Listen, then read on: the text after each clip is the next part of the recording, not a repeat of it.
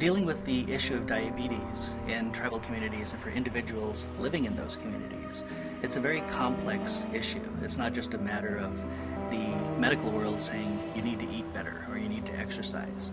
We have to look at this in a broader cultural context. So as soon as the river was dammed, not only was it an impact on the environment, it also created tremendous cultural change. So all of the traditional practices that were based on the river and on farming were taken away as soon as those dams went up. And of course that has an impact on health, and it has an impact on self-identity, and it has an impact on one's sense of hope for the future. But on a positive note, what I see is more self-determination, and the tribes are now moving much strongly toward building their own programs and determining their own futures.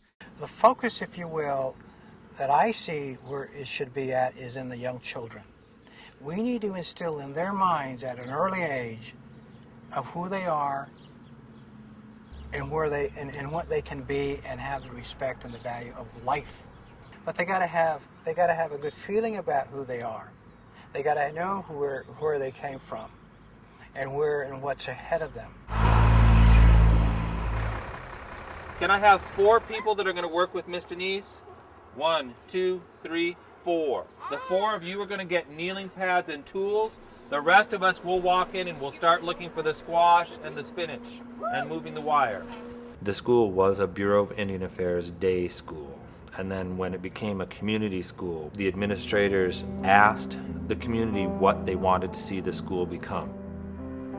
One of the things that came back from the series of community meetings was, well, when we were little, the way you learned how to be a Pima person, an O'odham person, was that you worked in the gardens with your aunts and your grandmothers and your uncles, and that's how you learned the value of how you learned to treat other people, how you learned about sharing.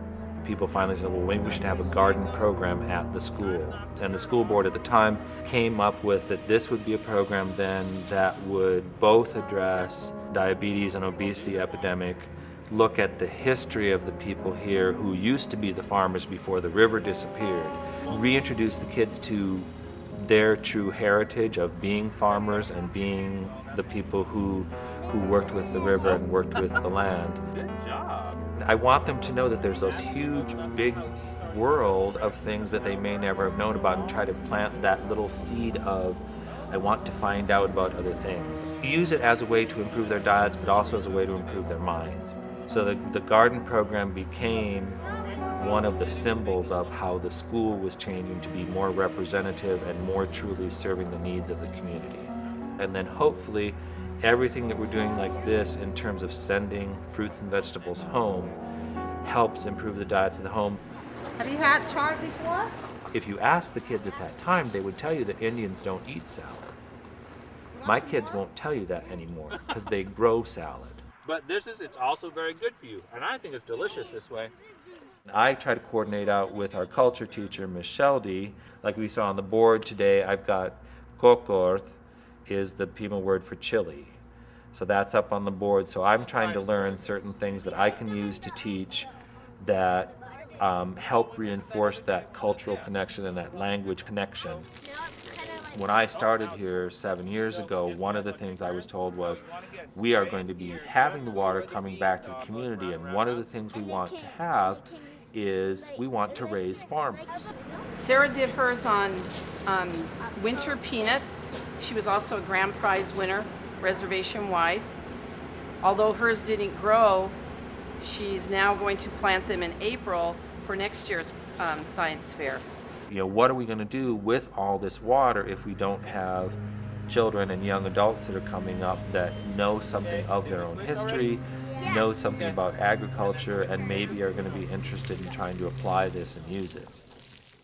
What would be great on a reservation like ours and like other reservations that are through Indian country would be the convenience of being able to go and buy fresh fruits. We have one market, but it doesn't serve all the other populations throughout the 7 districts that we live in.